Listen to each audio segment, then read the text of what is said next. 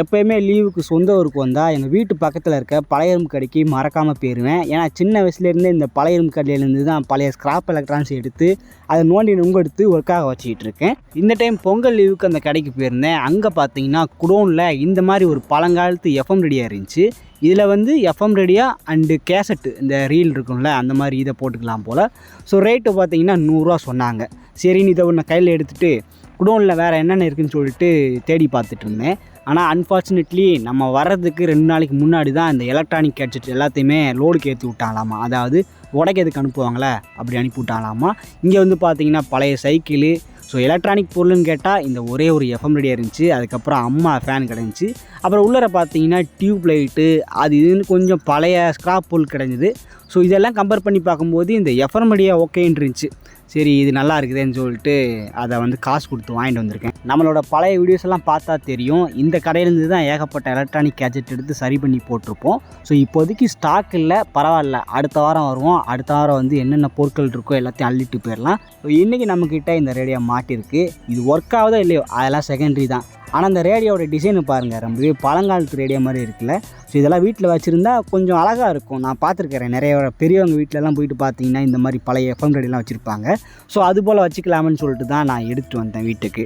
So இன்றைக்கான வீடியோவில் இந்த ரேடியோவில் என்ன பிரச்சனை, எதனால் பழைய இரும்புகளை தூக்கி போட்டாங்க அப்படிங்கிற அந்த ஹார்ட்வேர் பிரச்சனையை கண்டுபிடிச்சி அதுக்கு சொல்யூஷன் கொடுத்து இதை ஒர்க்காக வைக்கிறோம். அது அந்த வீடியோட மோட்டிவ்.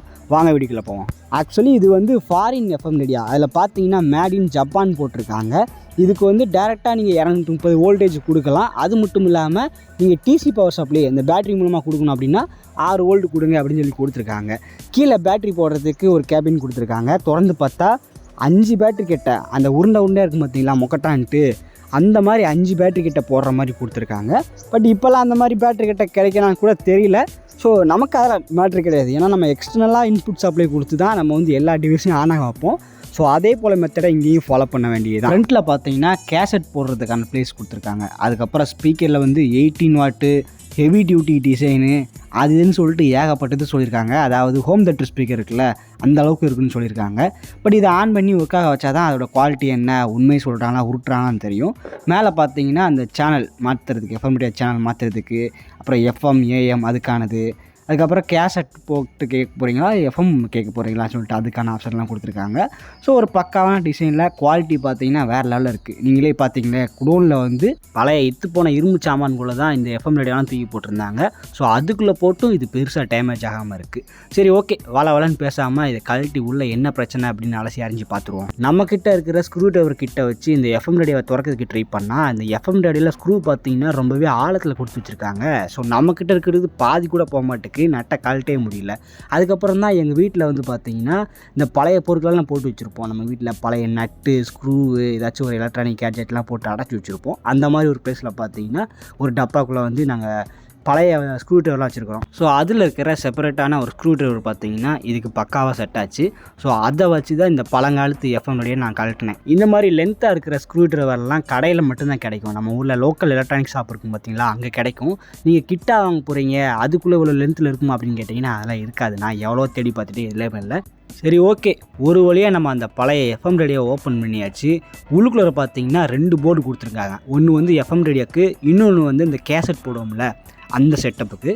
அப்புறம் சேனல் மாத்திர அந்த டியூனரை பார்த்தீங்கன்னா வேறு லெவலில் டிசைன் பண்ணியிருந்தாங்க. அதை இந்த பக்கம் திருப்பும்போது அதோடு ஜாயிண்ட் ஆகி அந்த ரெட் கலர் மார்க் வந்து அப்படி மூவ் ஆகுது. ஸோ இதை வச்சு தான் 100.5 இல்லை சூரியன் எஃப்எம் 93.5 அப்படின்னு சொல்லிட்டு எல்லாத்தையுமே நமக்கு இண்டிகேஷன் பண்ணும்.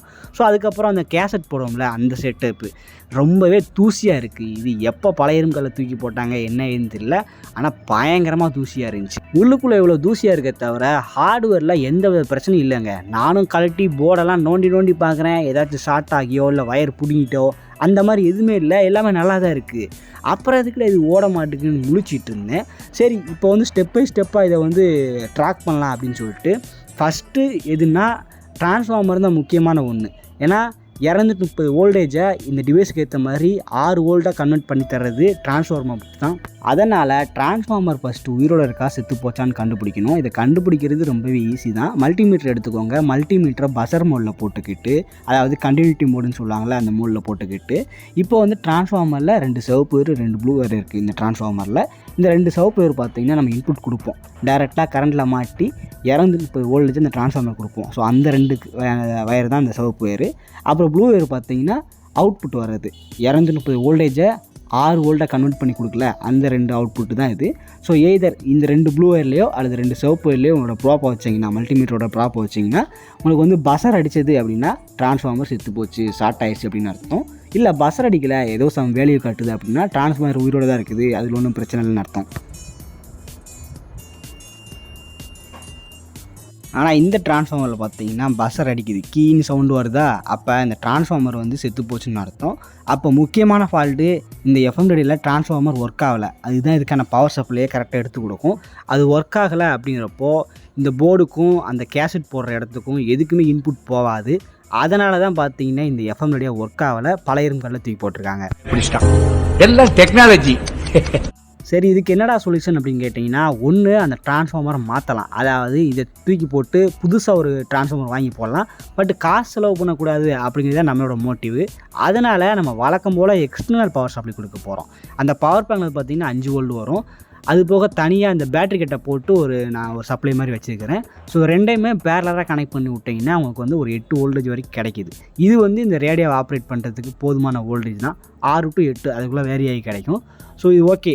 அப்படிங்கிறப்போ நான் வந்து பவர் சப்ளை க்ரியேட் பண்ணிவிட்டு அதுக்கப்புறம் நம்ம ரேடியோவில் கண்டுபிடிக்கிறது ஒன்றும் பெரிய பிரச்சனை கிடையாது. ஏன்னா அந்த பேட்டரி போடுவோம்ல, அந்த இடத்துல ப்ளஸ் மைனஸை கொடுத்துட்டாங்க. ஸோ அதில் நம்ம டேரெக்டாக அந்த இன்புட்டை கொடுக்கலாம். இதில் கொசன்னு நிறைய வயரு சர்க்யூட்டாக இருக்குது, அதனால் பார்க்குறதுக்கு கொஞ்சம் குழப்பம்.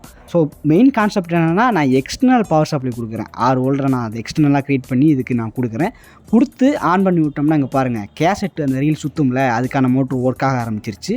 ஸோ எல்லா பட்டனையும் தனித்தனியாக அமுக்கிட்டு இருந்தேன், எல்லாமே கரெக்டாக தான் ஒர்க் ஆகுது. ஸோ 2 மோடு இருக்குது. ஒன்று கேசட் மோடு ஆன் பண்ணி விட்டிங்கன்னா அது மட்டும் தான் ஒர்க் ஆகிட்டுருக்கும். இன்னொன்று பட்டன் இருக்குது, அதை அமுக்கி விட்டிங்கன்னா நமக்கு வந்து எஃப்எம் ரேடியோ ஒர்க் ஆக ஆரம்பிச்சிடும். ஸோ ஃபஸ்ட்டு நான் கேசட்டை இது பண்ணிக்கிட்டு இருந்தேன்னா அமுக்கும்போது பட்டன்லாம் தெரியுதுங்க, ரொம்பவே பழைய இது இல்லை, அதனால் கம் போட்டு ஓட்டினதெல்லாம் பிரிஞ்சுட்டு வந்துச்சு போல். திரும்பவும் வந்து எல்லாத்தையும் க்ளீன் பண்ணி கம் போட்டு ஓட்டணும். பட் நம்மக்கிட்ட கேசட் இல்லை, இதை சுற்ற வச்சுட்டு இதை ஒர்க் ஆக வச்சுட்டேன்.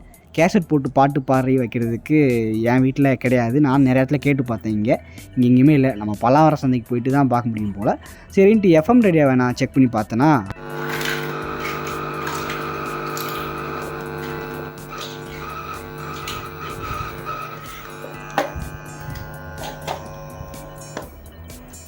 அதுவும் ஓரளவுக்கு நல்லா தான் ஒர்க் ஆகுது. சென்னையில் வந்து இதுக்கு ஆண்டனாவே தேவையில்லை, சும்மா வச்சாலே எஃப்எம் ரேடியோலாம் சிக்னல் கிடைக்கும். ஆனால் இங்கே வந்து அதுக்கு வயர் வச்சு அங்கே இழுத்து விடணும். இப்போ எப்போதைக்கு இறஞ்சிக்கிட்டு இருக்குது. இதில் வந்து சைடில் பார்த்தீங்கன்னா இந்த ஈக்குவலைசரு, அதுக்கப்புறம் பாஸு, ராக்கு இதெல்லாம் ஏற்றுறது கூட இந்த சைடில் கண்ட்ரோல் மாதிரி வச்சுருக்காங்க. இப்போ பார்த்தோம்ல. ஸோ அதனால தான் இதில் மென்ஷன் பண்ணியிருக்காங்க போல், அவங்களுக்கு வந்து ஹோம் தேட்டர் லெவலுக்கு இருக்கும் அப்படின்னு சொல்லிட்டு. அவங்க சொன்னது உண்மை தான். ஜப்பானோட ப்ராடக்ட் பயங்கரமாக ஒர்க் ஆகிட்டு இருக்குங்க.